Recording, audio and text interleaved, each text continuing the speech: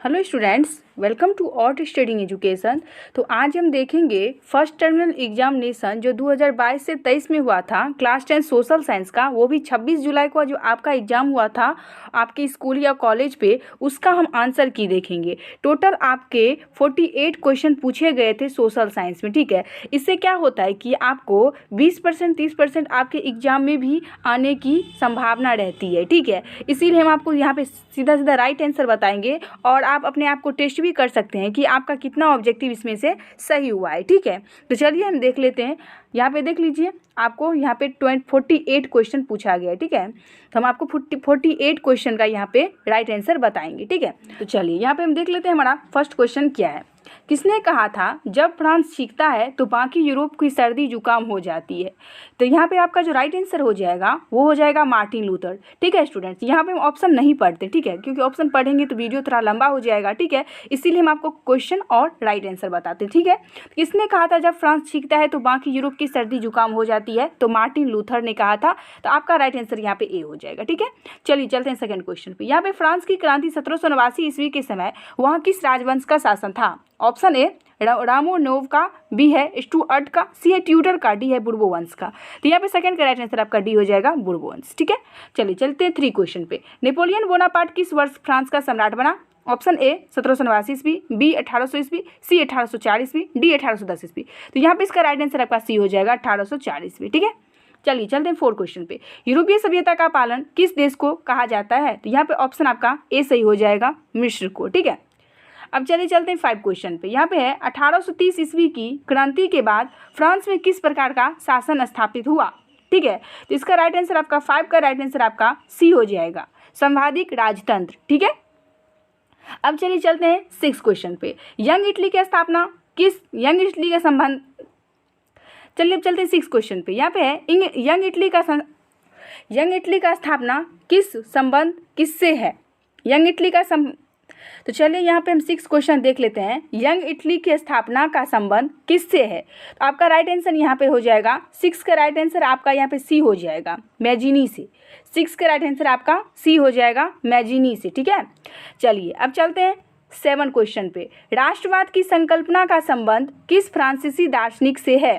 तो यहाँ पे सेवन का राइट आंसर आपका बी हो जाएगा, सेवन का राइट आंसर आपका बी हो जाएगा, अर्नस्ट रेनन। ठीक है, अब चलिए चलते हैं एट क्वेश्चन पे। वैज्ञानिक समाजवाद का जनक किसे माना जाता है? ऑप्शन आपका यहाँ पे राइट आंसर हो जाएगा, एट का राइट आंसर आपका हो जाएगा, एट का राइट आंसर आपका बी हो जाएगा, कार्ल मार्क्स का। ठीक है, चलिए अब चलते हैं नाइन क्वेश्चन पे। सोवियत संघ में लाल सेना का गठन किसने किया था? ऑप्शन ए है केरेंस्की, बी है ट्रोट्स्की, सी है गोर्की, डी है स्टॉलिन। तो जल्दी से आप लोग नाइन का राइट आंसर बताइए। तो नाइन का राइट आंसर आपको हो जाएगा बी, ट्रोट्स्की। ठीक है, चलिए अब चलते हैं टेन क्वेश्चन पे। लेनिन की वृष्ट लिटोवस्क संधि किस देश के साथ की थी? तो टेन का राइट आंसर आपका सी हो जाएगा, इंग्लैंड। ठीक है, अब चलिए चलते हैं 11 क्वेश्चन पे। अंकोवाट का मंदिर किस देश में अवस्थित है? तो आपका राइट आंसर यहाँ पे बी हो जाएगा, कंबोडिया। ठीक है, अब चलिए चलते हैं 12 क्वेश्चन पे। वियतनाम में कोलोन किस देश को कहा जाता है? तो यहाँ पे हो जाएगा 12 का राइट आंसर आपका हो जाएगा बी, फ्रांसीसी नागरिकों को। ठीक है, अब चलिए चलते हैं 13 क्वेश्चन पे। संसाधन हुआ नहीं करते बना करते हैं, इसका राइट आंसर आपका हो जाएगा जिम्मरमैन, बी इसका राइट आंसर आपका हो जाएगा। ठीक है, चलिए अब चलते हैं 14 क्वेश्चन पे। इनमें से कौन अजैव संसाधन है? तो यहाँ पे आपका जल हो जाएगा। ठीक है, इसका राइट आंसर आपका डी हो जाएगा। अब चलिए चलते हैं हम 15 क्वेश्चन पे। इनमें से कौन अनवीकरणीय संसाधन है? तो अनवीकरणीय संसाधन इसमें से क्या है? 15 का राइट आंसर यहाँ पे ए हो जाएगा, कोयला। ठीक है, अब चलिए चलते हैं 16 क्वेश्चन में। विश्व में प्रतिवर्ष किस दिन को पर्यावरण दिवस मनाया जाता है? तो यहाँ पे 5 जून हो जाएगा, सी आपका राइट आंसर हो जाएगा। ठीक है, अब चलिए चलते हैं 17 क्वेश्चन पे। प्रथम पृथ्वी सम्मेलन का आयोजन कहाँ हुआ था? तो आपका राइट आंसर सी हो जाएगा, रियो डो जेनेरो में। ठीक है, इसका राइट आंसर आपका सी हो जाएगा। मिट्टी किस प्रकार का संसाधन है? तो मिट्टी आपका किस प्रकार का संसाधन है? 18 का राइट आंसर आपका बी हो जाएगा, नवीकरणीय। ठीक है, अब चलिए चलते हैं 90 क्वेश्चन पे।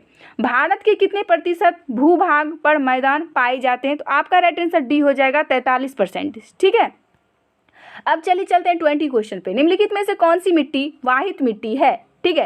तो यहाँ पे इनमें से सभी हो जाएगा, इसका राइट आंसर डी इसका राइट आंसर हो जाएगा। ठीक है। 21 क्वेश्चन है, पंजाब में भूमि ह्रास का प्रमुख कारण क्या है? तो यहाँ पे अत्यधिक सिंचाई हो जाएगा, तो बी इसका राइट आंसर हो जाएगा। ठीक है। अब चले चलते हैं 22 क्वेश्चन पे, भाखला नागल बांध किस नदी पर है? तो यहाँ पे सतलज हो जाएगा, बी इसका राइट आंसर हो जाएगा। ठीक है। अब चले चलते हैं 23 क्वेश्चन पे, किस नदी प्रणाली का जल सबसे अधिक उपयोग में आता है? तो यहाँ पे गंगा हो जाएगा। ठीक है। इसका राइट आंसर आपका बी हो जाएगा। तो यहाँ पे आपका 25 क्वेश्चन है, भारत के किस राज्य में वनों से ढके भूभाग का क्षेत्रफल सबसे अधिक है? तो यहाँ पे आपका राइट आंसर बी हो जाएगा, मध्य प्रदेश। ठीक है। अब चलिए चलते 26 क्वेश्चन पे, भारत का पहला जीव आरक्षण क्षेत्र है। ठीक है। तो यहाँ पे हो जाएगा नीलगिरी, तो यहाँ पे 26 का राइट आंसर आपका ए हो जाएगा। अब चलिए चलते हैं 27 क्वेश्चन पे, हेमाटाइट खनिज किससे संबंधित है? तो यहाँ पे लोहा से हो जाएगा, बी इसका राइट आंसर हो जाएगा। ठीक है। अब चलिए चलते हैं 28 क्वेश्चन पे, आर्थिक विकास की माप के लिए सबसे उपयुक्त सूचांक कौन है? तो यहाँ पे हो जाएगा 28 का राइट आंसर आपका ए हो जाएगा। ठीक है। प्रति व्यक्ति आय। ठीक है। अब चलिए चलते हैं 29 क्वेश्चन पे, पशुपालन का संबंध अर्थव्यवस्था के किस क्षेत्र में है?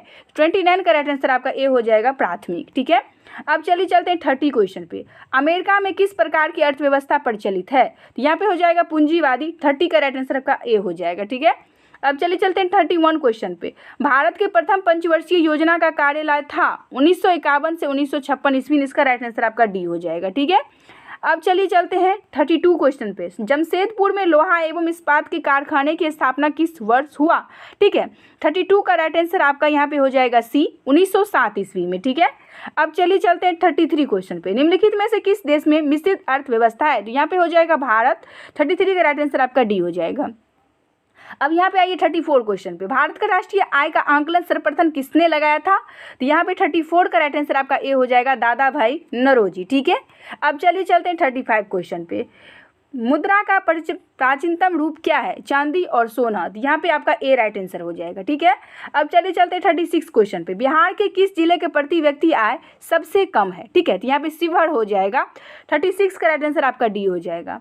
अब चलिए चलते हैं 37 क्वेश्चन पे। ठीक है। यहाँ पे निम्नलिखित में से कौन सा देश सामाजिक विभेद के कारण विखंडन का उदाहरण है? तो यहाँ पे 37 का राइट आंसर आपका बी हो जाएगा, भारत। ठीक है। अब चलिए चलते हैं 38 क्वेश्चन पे, प्राचीन काल में जाति प्रथा का आधार है? तो यहाँ पे आपका धर्म हो जाएगा, 38 का राइट आंसर आपका ए हो जाएगा। अब चलिए चलते हैं 39 क्वेश्चन पे, मुस्लिम लीग की स्थापना किस वर्ष हुआ? तो यहाँ पे 1906 में हो जाएगा, 39 का राइट आंसर आपका बी हो जाएगा। ठीक है। अब चलिए चलते हैं 40 क्वेश्चन पे, यहाँ पे सामाजिक विभेदों के बीच में बेहतर तालमेल का उदाहरण है। ठीक है। 40 का राइट आंसर आपका यहाँ पे डी हो जाएगा, इनमें सभी। ठीक है। अब चलिए चलते हैं 41 क्वेश्चन पे, भारत में सत्ता के वितरण के उद्देश्य में कितनी सूचियां बनाई गई है? यहाँ पे 3 सूचियां बनाई गई है, 41 का राइट आंसर आपका ए हो जाएगा। ठीक है। अब चलिए चलते हैं 42 क्वेश्चन पे, राष्ट्रीय महिला आयोग अधिनियम किस वर्ष बना? तो यहाँ पे 1990 ईस्वी में हो जाएगा, 42 का राइट आंसर आपका बी हो जाएगा। ठीक है। सामाजिक विभेद के कारण बनते हैं, तो यहाँ पे हो जाएगा इनमें से सभी। ठीक है। 43 का राइट आंसर आपका डी हो जाएगा। ठीक है। अब चलिए चलते हैं 44 क्वेश्चन पे, इनमें से संघात्मक सरकार कहाँ नहीं है? तो यहाँ पे हो जाएगा 44 का राइट आंसर आपका ए हो जाएगा, भारत। ठीक है। अब चलिए चलते हैं 45 क्वेश्चन पे, मुद्रा के संविधान के किस सूची के अंतर्गत रखा गया है? तो यहाँ पे हो जाएगा 45 का राइट आंसर आपका डी हो जाएगा, इनमें से कोई नहीं। ठीक है। अब चलिए चलते हैं 46 क्वेश्चन पे, निम्नलिखित में से कौन विस्तृत क्षेत्र को प्रभावित करने वाला आपदा है? यहाँ पे हो जाएगा 46 का राइट आंसर आपका ए हो जाएगा, भूकंप। ठीक है। अब चले चलते हैं 47 क्वेश्चन पे, बाढ़ किस प्रकार का आपदा है? तो यहाँ पे प्राकृतिक हो जाएगा, 47 का राइट आंसर आपका ए बिल्कुल करेक्ट हो जाएगा। ठीक है। अब चले चलते हैं 48 क्वेश्चन पे, हिम संकलन से प्रभावित राज्य कौन सा है? तो यहाँ पे हो जाएगा हरियाणा। ठीक है। यहाँ पे आपका 48 का राइट आंसर आपका हो जाएगा सी। ठीक है, हरियाणा। ठीक है। तो चलिए यहाँ पे जितने भी क्वेश्चन आपको बताएं वो राइट है। अगर आपको 1-2 मिस्टेक अगर आपसे हो जाए तो उसके लिए मैं सॉरी हूँ। ठीक है। यहाँ पे जितने सब सारे क्वेश्चन बताए हैं वो बिल्कुल सही है। 1-2 क्वेश्चन हो सकता है कि मिस्टेक हो जाए, तो आप लोग हमें कमेंट में जरूर बताइएगा। ठीक है। यहाँ पे जितने भी क्वेश्चन आपको बताएं 99% आपको राइट आंसर बताएं। ठीक है। तो अगर आपको हमारी वीडियो अच्छा लगा तो लाइक करिए, अगर आप हमारे चैनल पर नए हैं सब्सक्राइब जरूर कर दीजिएगा। जो भी क्वेश्चन आएगा उसका आंसर की हम बताते रहेंगे। ठीक है।